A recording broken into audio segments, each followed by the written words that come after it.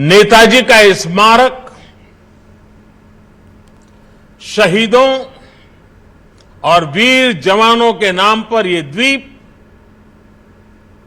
हमारे युवाओं के लिए, आने वाली पीढ़ियों के लिए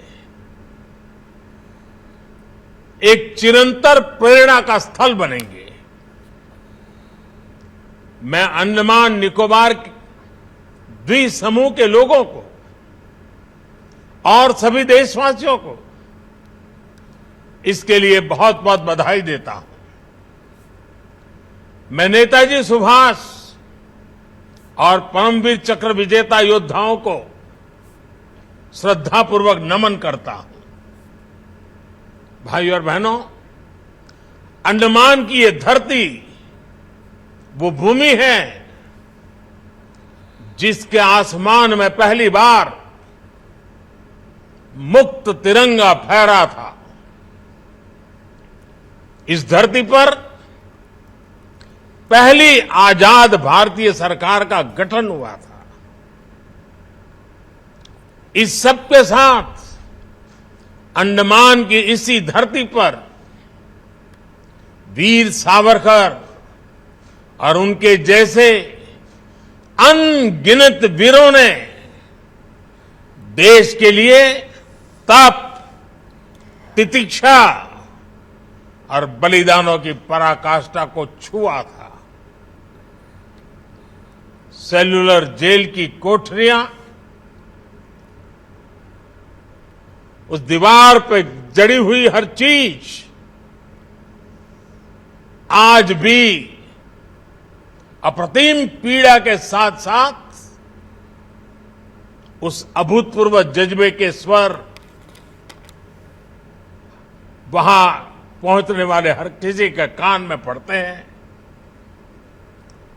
सुनाई पड़ते हैं। लेकिन दुर्भाग्य से स्वतंत्रता संग्राम की उन स्मृतियों की जगह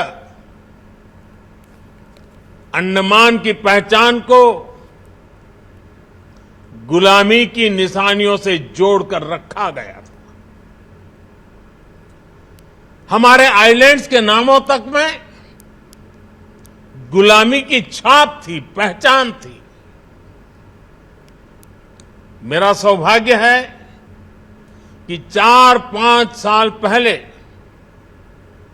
जब मैं पोर्ट ब्लेयर गया था तो वहां मुझे 3 मुख्य आइलैंड्स को भारतीय नाम देने का अवसर मिला था। आज रॉस आइलैंड नेताजी सुभाष चंद्र बोस द्वीप बन चुका है। हैवलॉक और नील आइलैंड स्वराज और शहीद आइलैंड बन चुके हैं।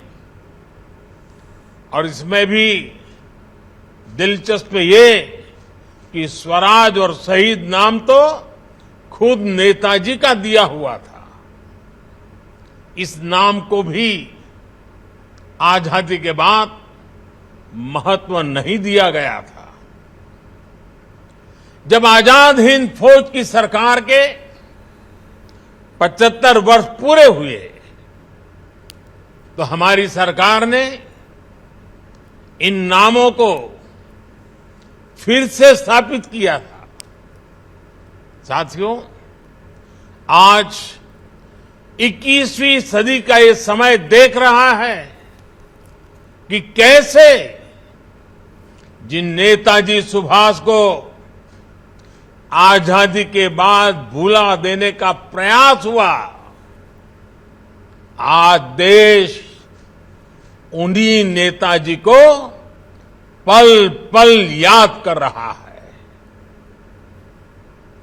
अंडमान में जिस जगह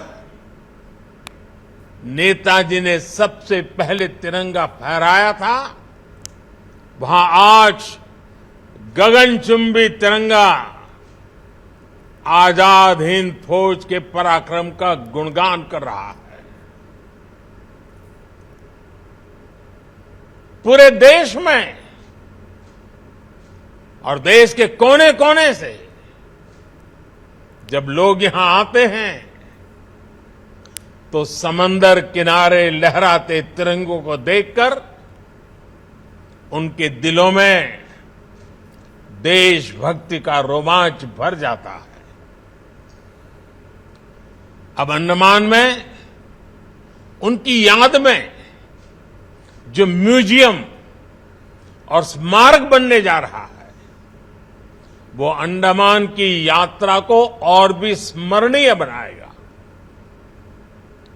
2019 में नेताजी से जुड़े ऐसे ही एक म्यूजियम का लोकार्पण दिल्ली के लाल किले में भी हुआ था।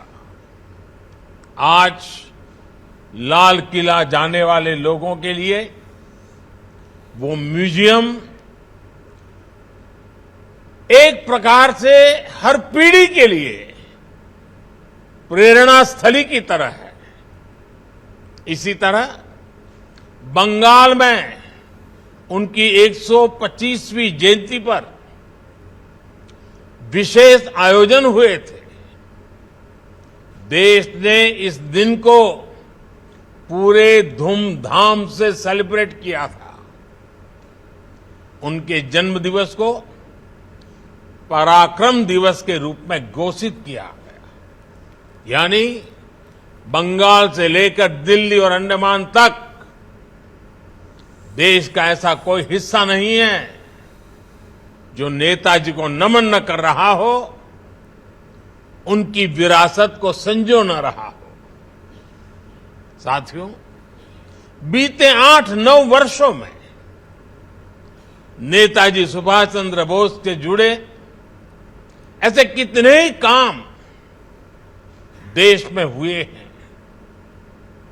जिन्हें आजादी के तुरंत बाद से हो जाना चाहिए था, लेकिन उस समय नहीं हुआ।